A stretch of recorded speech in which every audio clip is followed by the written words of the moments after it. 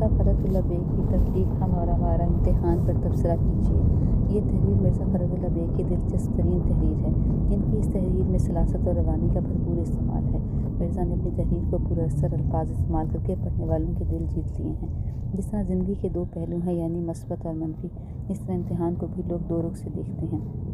یہی بات مرزا نے اپنے مضمون میں بتائی ہے۔ جو لوگ امتحان کو سنجیدگی سے نہیں لیتے ان کا انجام ناکامی ہے، اور جو لوگ سنجیدگی سے لیتے ہیں ان کا انجام کامیابی ہوتا ہے۔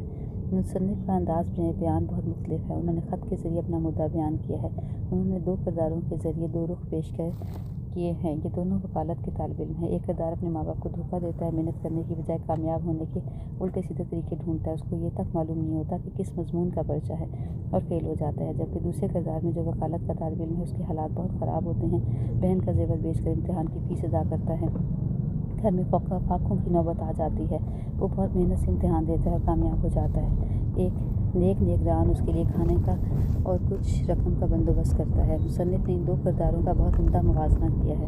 مصنف نے اپنے مضمون میں بہت عمدگی سے محاورات اور مکالمات کا استعمال کیا ہے۔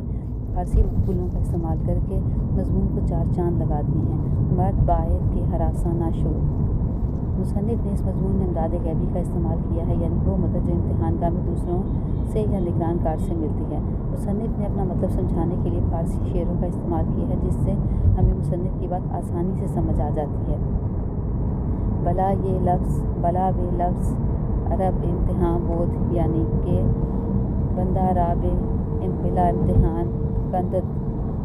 مختصر یہ کہ مرزا فرت اللہ بیگ کی یہ تحریر بھی بہت عمدہ تھی۔ ان کا یہ مضمون بھی طنز و مزاح اور سنجیدگی کا بہترین نمونہ ہے۔